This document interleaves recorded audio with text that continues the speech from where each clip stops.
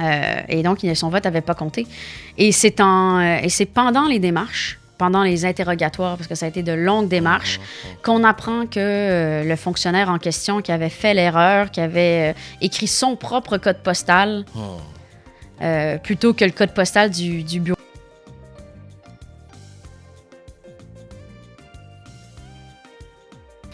Bonsoir à tous et à toutes, c'est un plaisir de vous retrouver aujourd'hui pour cette nouvelle édition de votre émission Rendez-vous au sommet. On est très content de vous retrouver, sachant que vous avez passé une semaine agréable. En tout cas, nous autres, on est là pour vous apporter une nouvelle émission.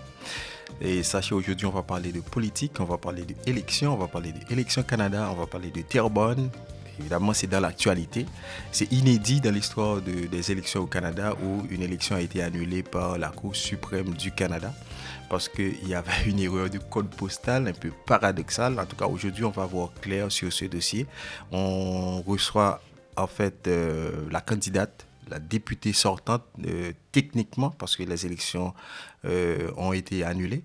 Donc, on va essayer de comprendre comment tout ça s'est arrivé, quelles ont été les démarches. Et là, maintenant, c'est la reprise des élections, comment ça avance la campagne. Donc, c'est autant de points qu'on va voir. On va voir aussi les enjeux de la ville de Terrebonne, les réalisations de Mme Sinclair Degagné, qui est donc la députée sortante de cette circonscription fédérale. Donc, autant de points qu'on va essayer de voir avec vous à cette émission aujourd'hui. J'espère qu'après, vous allez avoir le maximum d'informations. Et si vous devez aller voter, bien sûr que vous devez aller voter, eh bien, vous allez voter en connaissance de cause. Madame Sinclair, c'est un plaisir de vous retrouver. Alors, de vous recevoir à notre émission.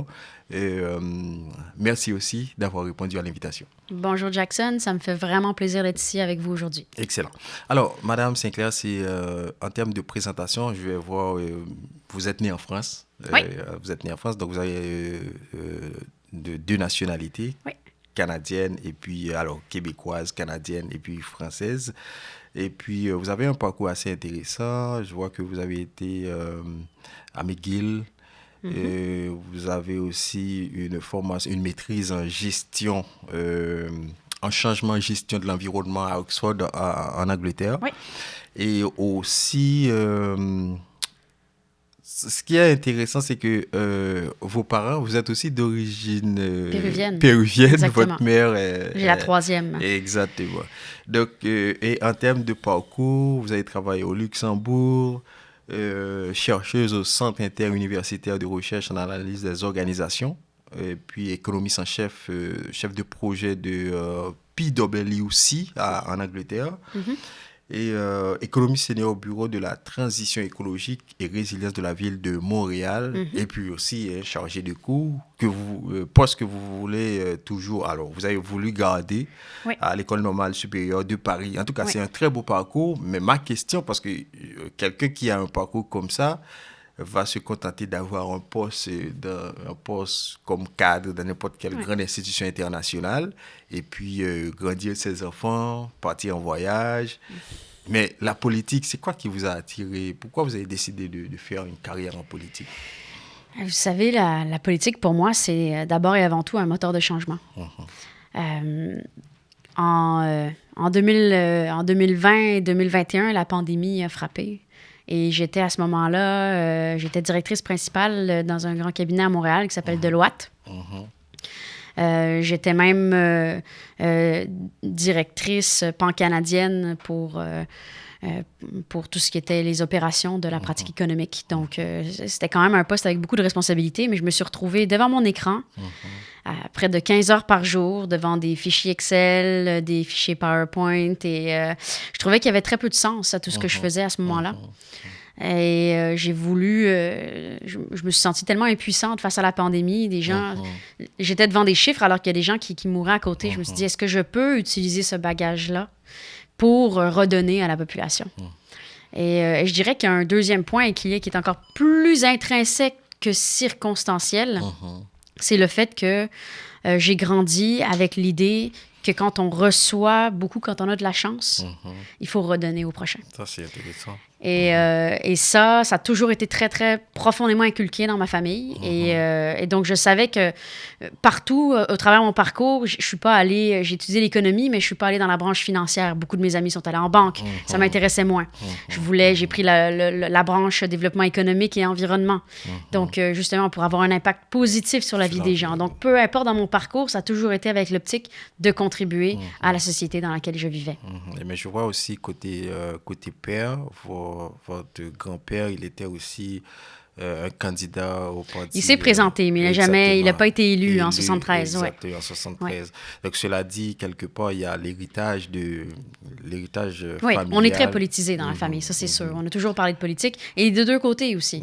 Oui, exactement. Ma marraine au Pérou a été la première femme présidente du Congrès du Pérou. C'est ça, exact. Et votre grand-père aussi, au Pérou, était un fervent de la presse, qui a été même persécuté par le dictateur de l'époque. En tout cas, c'est certain que c'est un bon point. Alors, ce que je dois retenir, c'est que vous dites que la politique, ça doit être un moteur de changement. Et pour vous, le fait de vous impliquer, c'est une façon d'aider votre communauté, une façon d'aider les gens de la population. Ça, c'est bon.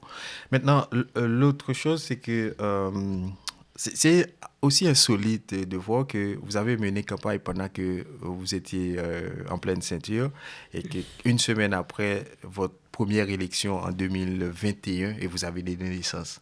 Ça montre votre motivation. Oui. J'ai eu... c'est une anecdote assez drôle. Quand j'ai su que j'étais enceinte, j'avais déjà dit que je me présenterais exactement, au parti. Et en fait, à ce moment-là, c'est Mme Pauline Marois, la première femme première ministre du Québec, qui m'a appelée. Donc là, je suis dans la voiture avec mon mari, des amis. Et là, je réponds et c'est « Oui, allô? Oui, bonjour, c'est Pauline. » Oh mon Dieu, d'accord. C'est vraiment Mme Marois qui m'appelle. Et c'est quand même une femme qui a été ministre et qui a eu des enfants alors qu'elle était ministre. Elle m'a beaucoup encouragée à y aller. Notamment parce qu'il faut des jeunes mères en politique aussi. On est toute une tranche de la population et on est sous-représenté. Donc, qui parle pour ces femmes-là? Donc, c'est intéressant d'avoir beaucoup plus de femmes en politique. C'est question d'équité, comme on dit. Alors, maintenant, votre première élection, on va voir en termes de réalisation, parce que vous avez été élu le 20 novembre 2021. Le 20 septembre, oui. Oui, exact, 20 septembre, exactement. Mais normalement, techniquement, le fait que les élections de 2025 ont été annulées, c'est-à-dire que c'est vous, la députée sortante. Mais maintenant, en termes de réalisation, dis-moi, vous avez travaillé sur quel dossier pendant que vous étiez députée, évidemment? Je dis souvent aux gens qui se demandent en quoi consiste le travail de député, que le travail de député, c'est d'avoir 2 emplois à temps plein. Le premier et le plus important, c'est le travail de circonscription. Le travail de circonscription, c'est pas seulement d'être visible auprès de la communauté, c'est pas seulement d'aller visiter tout le monde, ça c'est important, mais c'est aussi d'être présent à l'écoute et de résoudre des problèmes de citoyens. Et ça, on a beaucoup travaillé là-dessus, c'est pour ça qu'il y a de nombreux témoignages qui sortent en ce moment. On a aidé beaucoup de citoyens, notamment avec des problèmes d'immigration. J'avais un employé qui était dédié aux problèmes d'immigration, puisqu'on sait qu'avec Immigration Canada, ça peut être beaucoup trop long, des fois, obtenir des informations, obtenir, par exemple, sa résidence permanente, sa citoyenneté. Donc, ou alors faire du parrainage ou avoir un permis de visite pour des gens de la famille. Tout ça, ça peut être très, très compliqué. Donc, aider les citoyens. Et on a battu un record à Terrebonne. On a aidé des milliers de citoyens pendant mon mandat qui a duré 3 ans et demi. Donc, ça, c'est la première chose. En plus d'aider des organismes communautaires. Vraiment, ça, c'est le travail de circonscription. Le deuxième travail, j'en suis très fière aussi, c'est que... Mon chef m'a donné, dès mon élection, le rôle d'être, et j'ai été élue ensuite vice-présidente du comité des comptes publics. Ça, c'est tous les rapports de la vérificatrice générale du Canada. Donc, la vérificatrice générale du Canada qui doit vérifier toutes les dépenses du gouvernement, passait par moi. Et donc, c'est comme ça qu'on a sorti et que j'ai pu contribuer à faire sortir des scandales comme Arrive-Can. Tout ça, c'est dans l'optique, et c'est là que ça rejoint un peu ma réponse précédente, c'est que j'ai des études qui ne sont pas si courantes et surtout une une pratique avec Price, avec Deloitte, avec la Banque européenne, avec la Ville de Montréal. C'est pas très commun. Exactement. Critique sur... Exactement. Et tant qu'on enverra des impôts à Ottawa, il faut qu'on surveille ce qui est fait avec cet argent-là. C'est notre argent. Et donc, les scandales qui sortent comme Arrive Cannes, et là, en ce moment, il y en a un autre qui est en train de sortir. J'ai pu commencer à travailler dessus avant l'élection, la dernière élection, qui s'appelle Curam. On en est à plus de 5 milliards juste en dépassement de coûts. Ça, c'est une autre chose sur laquelle je veux travailler, parce que j'amène un regard sur toutes les dépenses qui est très important. Ça, c'est intéressant. Avoir les yeux, un œil critique, je dirais, Exactement. sur les dépenses du gouvernement, c'est ça. C'est comme jouer un rôle de... chien de garde ou protecteur. protecteur. Chien de garde, exactement. Voilà. Maintenant, on va voir le contexte des élections de 2025. Comme je l'ai dit tantôt, au début, c'est inédit. Hein, c'est la première fois que la Cour suprême du Canada a décidé d'annuler une élection juste pour une erreur de code postal. Alors, je rappelle qu'il y a une électrice qui, elle, votait par anticipation et a envoyé son enveloppe déjà une enveloppe adressée préaffranchie, exactement par Élection Canada. Et voilà que quelques mois après, cette enveloppe est retournée chez elle. Et c'est ainsi qu'elle s'est rendue compte qu'elle n'a pas été, son vote n'a pas été comptabilisé exactement. Donc maintenant, parle-nous-en. Est-ce que vous vous dites que là maintenant, vous allez mener les démarches légales pour faire compter, parce que quelque part, ça allait être un affront à la démocratie, si on peut le dire, parce que chaque vote, ça doit compter. Ouais. Dis-nous donc, ça a été quoi les démarches, en fait?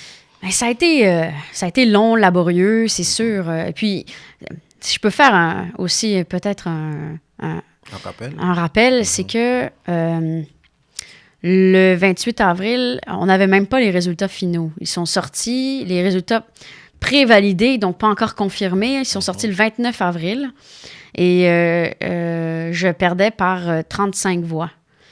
Mais ensuite, 1 heure après que ces résultats-là soient sortis, je reçois un appel du directeur du bureau du directeur du scrutin pour me dire qu'il y avait une erreur dans un des pôles d'une section de vote.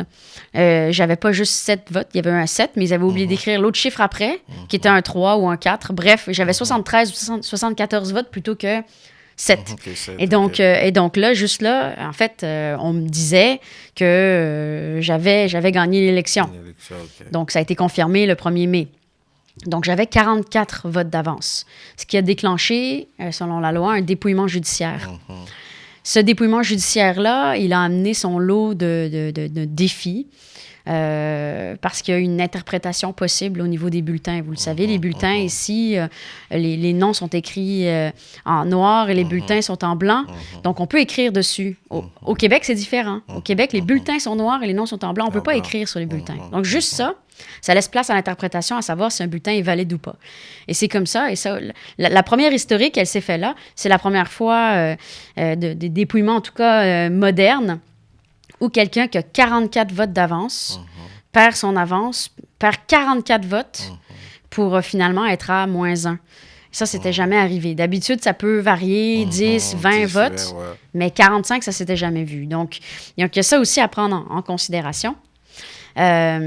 Et donc là, on est sorti avec le résultat après le dépouillement judiciaire, donc le 10 mai, avec un résultat de 1 vote de différence. Entre-temps, Mme Bossé avait écrit à mon bureau de député, parce que je suis restée députée jusqu'au dépouillement judiciaire. Et Mme Bossé, dont vous avez parlé, avait déjà écrit, elle avait contacté la ville, qui lui avait dit de me contacter. Emmanuela Bossé. Oui, Emmanuel Bossé, la personne qui avait reçu son bulletin de vote, qui avait voté, qui avait suivi toutes les démarches et qui, malheureusement, n'avait pas pu voir son vote compter parce qu'Élections Canada a fait une erreur qui est une erreur grave. Donc, elle avait déjà contacté mon bureau pour me dire que, justement, elle ne comprenait pas comment c'était possible. En bonne citoyenne, elle avait rempli toutes les étapes, elle avait envoyé son vote et pourtant, il était revenu après le jour de l'élection. Et donc, son vote n'avait pas compté. Et c'est pendant les démarches pendant les interrogatoires, parce que ça a été de longues démarches, qu'on apprend que le fonctionnaire en question qui avait fait l'erreur, qui avait écrit son propre code postal, plutôt que le code postal du bureau du directeur de scrutin, il l'avait fait à au moins, avait-il dit, je cite, au moins une 60aine de personnes. Et il avait appris qu'il avait fait son erreur 3 semaines avant le jour du vote. Donc, il aurait pu corriger cette erreur. Et c'est là-dessus que il a fallu malheureusement aller jusqu'à la Cour suprême. Ça n'a jamais été mentionné, ni par nous, ni par qui que ce soit. Okay. On n'est pas là-dedans. Il peut y avoir une erreur humaine, mais une erreur humaine qui a un impact aussi important ne peut passer inaperçue et on ne peut pas ne pas la corriger. Donc c'est là que la Cour suprême, en fait, pendant son jugement, qui est d'ailleurs, pour ceux qui aiment le droit ou qui aiment des questions de démocratie, je vous invite, parce que c'est public, à regarder, à visionner cette audience. La Cour suprême, les juges ont eu bien des questions à savoir, mais en fin de compte, c'est l'erreur d'Élections Canada.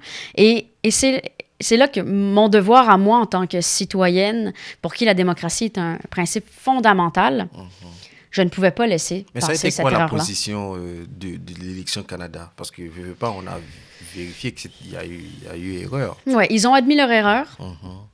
Mais ils n'ont pas voulu changer le... En fait, ils disaient, et ce que j'ai cru comprendre également, qu'ils n'avaient pas la possibilité eux-mêmes de déclencher une nouvelle élection, que ça devait être fait par le gouvernement. Okay. Et le gouvernement a préféré fermer les yeux et peut-être profiter d'une erreur pour garder un siège, ce que je trouve déplorable. Donc ça c'est problématique. Mais vous savez, ce que je dis souvent aux gens, parce que beaucoup de gens ont suivi cette histoire, c'est que c'était pour moi trop dangereux de laisser passer cette erreur-là. Parce que imaginez le précédent. Si Élections Canada peut faire des erreurs qui changent le résultat d'une élection, alors ça va être quoi la prochaine? Des boîtes vont disparaître? Des bureaux de vote vont fermer avant le temps? Mais ça va être juste des erreurs, c'est pas grave. Non, c'est très grave.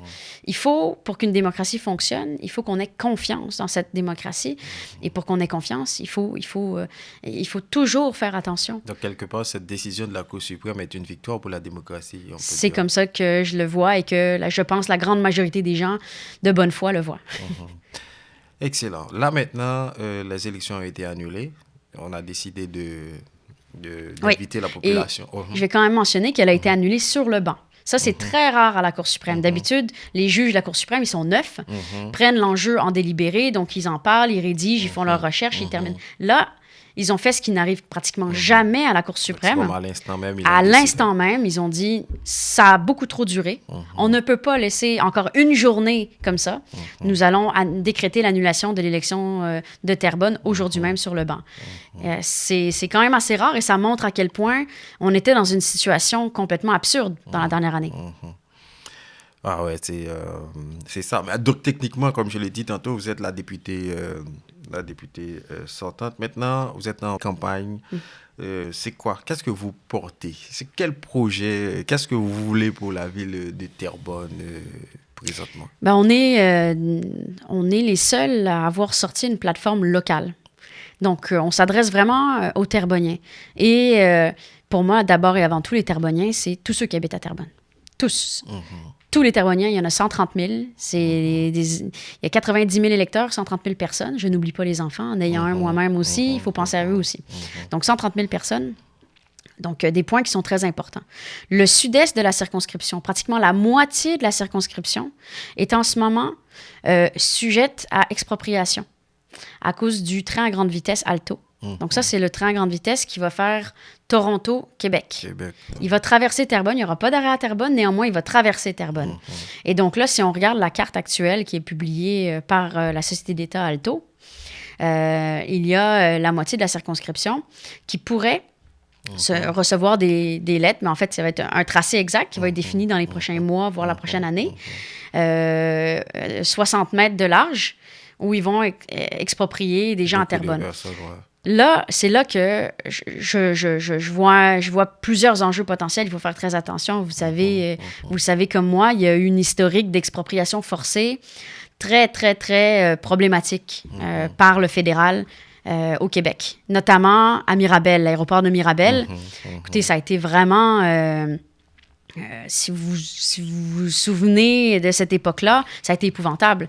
Il y a des gens qui sont morts. Parce qu'ils ne pouvaient pas concevoir de se faire exproprier.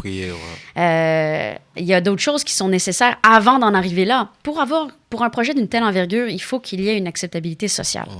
Pour avoir cette acceptabilité sociale, il faut que la population soit dûment consultée. Donc les gens, s'ils sont contre il faut qu'ils soient entendus. Il faut qu'ils soient entendus. Donc, cela dit, personne n'a été consulté. En fait, ce qu'ils font en ce moment, ils font des séances d'information Alto. Alto organise ce qu'eux appellent parfois consultation publique, mais c'est pas exactement une consultation publique, c'est plus des séances d'information. Donc là, il y a des gens qui peuvent envoyer leurs questions à l'avance et eux déterminent qui répond aux questions. Des consultations publiques, ça passe par des assemblées citoyennes. Ça passe par... Il faut que les mairies soient consultées. Et d'ailleurs, c'est la demande les deux maires de la MRC Les Moulins, dans lequel la circonscription de Terrebonne est, ont demandé de réelles consultations publiques parce qu'ils sont allés à la séance d'information. Et ils n'ont pas été satisfaits. Il n'y avait pas assez de... Et c'est pas qu'on est contre le projet. Et pour l'instant, on n'a pas assez d'informations à savoir est-ce que ce projet-là va être bon pour les Terrebonniens et surtout, à quel prix? Et c'est là, encore une fois, que mon bagage peut servir. Je suis économiste. Et j'ai pu montrer aussi à quel point les combats, je peux les mener et j'ai pas peur de mener des batailles. Donc, est-ce que les Terrebonniens vont, si expropriation il y a, si on en arrive là, obtenir un juste prix? Toutes ces questions-là sont nécessaires et c'est là que, encore une fois, je peux aider la population de Terrebonne parce que ce n'est pas mon projet, le TGV. C'est le projet du gouvernement. Moi, mon seul projet, c'est d'aider la population de Terrebonne. C'est que les Terrebonniens soient bien, qu'ils obtiennent de bons prix, qu'ils soient consultés, que les évaluations environnementales soient bien faites pour pas qu'il y ait de problèmes environnementaux. Il n'y a pas un document de projet parce que c'est certain que ça va impacter l'environnement. Effectivement. Donc, eux disent qu'ils font les études, mais très bien, mais il faut qu'on puisse les voir, ces études. Il faut que la population puisse les consulter. Et puis, il y a plein de niveaux de pollution. Est-ce que tout, par exemple, évidemment, il y a la pollution des eaux, la faune et la flore, mais il y a aussi la pollution sonore aussi. Oui, le bruit, oui. Donc, je veux dire, si ça va passer dans la cour d'une garderie, il y a plein de choses à considérer. Mais ils ne peuvent pas prendre ces décisions-là dans le centre-ville de Montréal. C'est quoi la position du gouvernement provincial dans ce projet? Provincial, je n'ai pas de souvenir qui se soit prononcé outre mesure. C'est plus jusqu'à présent les villes qui sont concernées, qui se sont prononcées et elles sont d'accord pour dire qu'il faut des consultations publiques. Il faut que les populations soient vraiment consultées. Parce que on ne peut pas les imposer, ça. Exactement. Je suis 100% d'accord avec vous. Voilà. OK, maintenant, les enjeux de la ville de Terrebonne, on va voir, par exemple, vous savez que Montréal, c'est un mégapole, comme on dit, et il y a beaucoup la population, ça va croissant. Donc, mais Terrebonne, c'est comme une béquille pour la ville de Montréal. Quand il y a trop de monde, on veut aller là-bas. Est-ce que vous avez ce boom de la population là-bas en termes de logement? C'est quoi la situation de Terrebonne? Il y a quasiment aucun logement vacant à Terrebonne. Il y a des nouvelles constructions. Il y a des possibilités de construire plus. Mais en fait, juste pour vous donner une idée à quel point il y a une croissance démographique à Terrebonne, c'est qu'en 2021, quand j'ai été élue, la circonscription faisait exactement la même limite. C'était exactement les limites de la ville de Terrebonne. Maintenant, il y a eu un redécoupage et j'ai perdu, entre guillemets, une partie de la ville de Terrebonne. Donc, une partie de Terrebonne-Ouest a dû être dans une... Au profit de Mascouche? Non, Thérèse de Blainville, qui est la circonscription voisine à l'ouest, parce que, justement, il y avait trop de gens dans la ville de Terrebonne pour faire une circonscription fédérale. Donc, c'est pour vous donner une idée. Ça a dû, en quelques années, il y a des milliers de personnes de plus qui sont arrivées à Terrebonne. Donc, on a une grande croissance de la population, peu de logements, de l'espace, il y en aurait, et puis ça faisait partie aussi de mes combats dans les dernières années. On a, en plein centre de Terrebonne, plutôt un peu vers l'ouest, on a un énorme ancien champ de tir de la Défense nationale qui n'est plus utilisé depuis une cinquantaine d'années. Okay. Et pourtant, ce terrain-là, il y a tellement de choses à faire avec. Évidemment, il y a tout l'ouest de ce terrain-là où il y a un poste d'Hydro-Québec qui pourrait servir, par exemple, pour des écoles. Il faut décontaminer, bien sûr, mais la partie ouest est censée être moins contaminée puisque c'est de là qu'ils tiraient leurs projectiles. Mais est-ce que la ville a fait une demande? La ville, ça fait longtemps qu'elle a fait une demande. Moi, j'ai fait avancer le projet. L'ancienne ministre de la Défense avait accepté de faire avancer le projet. Malheureusement, ça s'est endormi. Mais ça s'est bloqué où? C'est comme tombé entre deux bureaux? Ou... c'est possible, mais je pense qu'il y a eu aussi un aspect politique là, au niveau du centre de service scolaire qui s'était fait promettre quelque chose par quelqu'un à la ville qui est parti. Enfin, il y a toute une histoire derrière, mais on peut faire avancer ce dossier-là. Et c'est pas normal que le ministère de la Défense possède encore des terres qui sont désaffectées depuis plus de 50 ans, qui sont polluées, qu'ils ne veuillent pas décontaminer à leurs frais, alors que c'est eux qui ont pollué, il me semble que c'est la base, et qu'ensuite, qu'ils ne mettent pas ce terrain-là à disposition de la population. C'est en plein centre de Terrebonne qui est en grosse croissance démographique. On a besoin de terrain. Et on a besoin, même si, parce qu'il y a des espèces protégées, c'est important de protéger la faune et la flore. Il y a des espèces protégées maintenant sur ce terrain-là, mais on peut en faire un grand parc, rendre accessible à la population. Ouais. Il y a plein de choses à faire. Donc ça, c'est un autre projet pour Terrebonne. Donc, c'est un autre exemple. Excellent. Alors, l'autre aspect, bon, Terrebonne, c'est une très belle ville. Moi, je visite souvent, je vais là-bas souvent. Mais ce qu'il y a, c'est qu'en termes d'accès, il y a toujours des trafics un peu partout. Oui, effectivement. Si, par exemple, vous êtes réélu, quel combat vous voulez mener en ce sens? Parce que c'est vrai que le va-et-vient là-bas, c'est... Absolument. C'est compliqué des fois. C'est vraiment super que vous m'en parliez, Jackson, parce que c'est justement un des points sur notre plateforme. Quiconque connaît bien Terrebonne sait à quel point il est difficile de se déplacer, juste même au sein de Terrebonne. Même pas les accès pour Montréal, mais même, je parle à des étudiants qui viennent de La Plaine, au nord de la circonscription, et qui doivent prendre 1h30 pour aller au cégep, qui est dans la même circonscription. En voiture, c'est 15 minutes. C'est pas normal. Et ça, c'est un enjeu qui est très important pour moi, c'est le transport collectif. Pour vous donner un exemple, pendant que d'un côté, il y a beaucoup de gaspillage d'argent, on a parlé d'Arrive-Can, on a parlé de Curam, de l'autre côté, très récemment, le gouvernement a décidé de couper 5 milliards de dollars dans un fonds pour le transport collectif. Ce 5 milliards de dollars-là, on l'avait payé. C'est notre argent, des contribuables. Les transports collectifs et Terrebonne en a bien besoin, méritent cet argent-là. Donc ça fait partie d'argent qu'on veut demander, qu'on veut récupérer pour qu'enfin le fédéral redonne. C'est notre argent. Il faut qu'il serve pour des projets structurants pour le transport, que ce soit offrir des nouvelles lignes ou améliorer les lignes existantes. Et on s'entend, une nouvelle ligne d'autobus, c'est bien moins cher qu'un train à grande vitesse. Donc, il y a des choses pour améliorer la population de Terrebonne qui sont justement sur ma plateforme locale. Excellent. Alors, je rappelle, on reçoit aujourd'hui Mme Nathalie Sinclair-Desgagnés, députée sortante de la ville de Terrebonne et aussi candidate à sa réélection. On sait que tout ce qu'il y a comme cette saga avec Élections Canada, la Cour suprême a dû intervenir et prendre une décision pour demander de reprendre les élections. Aujourd'hui, on la reçoit. On est en train de voir tout ce qu'il y a comme enjeu pour la ville de Terrebonne et les opportunités aussi qu'offre cette ville parce que de toute façon, c'est une ville... en termes de superficie, Terrebonne mesure combien en moyenne? Ben, c'est très densément peuplé et puis il y a une forme en T inversée. Donc, la superficie totale de la ville, je ne saurais pas vous dire comme ça géographiquement. Mais c'est une petite circonscription à l'échelle du Canada. Néanmoins, on est dans les circonscriptions les plus nombreuses du Canada. Alors, je sais aussi, vous avez beaucoup de terres cultivables. Quelques-unes. Exact. Souvent, je vois des champs de maïs un peu partout. Mais est-ce que vous voulez garder ou bien aider à garder ce côté-là? Oui, mais ces champs nous nourrissent. Oui. Donc, on a besoin, et il y a une proximité qui est quand même importante, c'est une question de sécurité alimentaire. Ça, c'est vraiment des questions de planification urbaine. Au fédéral, on touche moins ça, mais je peux vous dire que d'un côté, c'est important de garder des terres arables, des terres cultivables. De l'autre côté, il faut aussi penser au développement en termes d'accueil de la population. Donc, ça, c'est toutes des questions qui sont très importantes et avec lesquelles il faut répondre avec précaution et nuance. Exactement. Et en termes d'emploi aussi,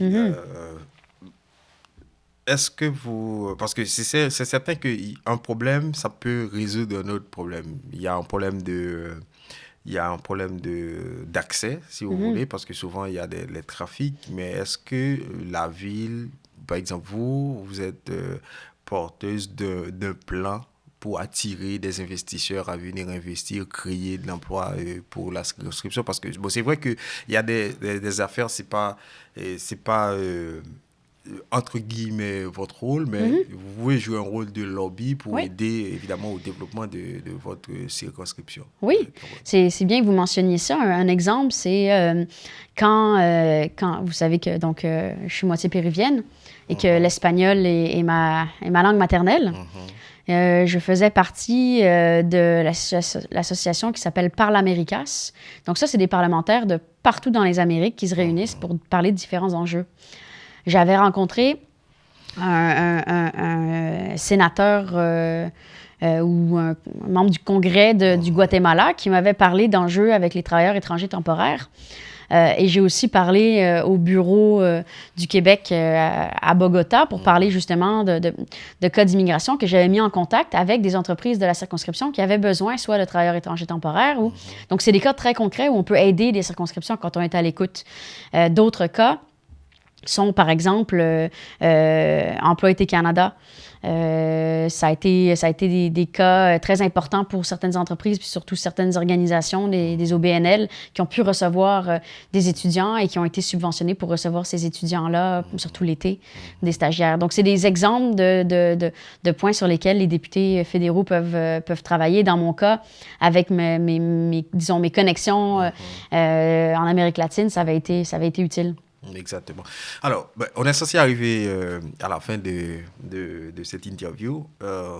Maintenant, quelqu'un qui habite à Terrebonne et qui doit aller voter le 13 avril, quelles sont les raisons pour lesquelles cette personne doit voter pour vous, Madame Sinclair-Descaniers? La première raison, je pense, c'est parce qu'il est important pour les Terrebonniens d'être écoutés et d'être entendu à Ottawa, et non l'inverse.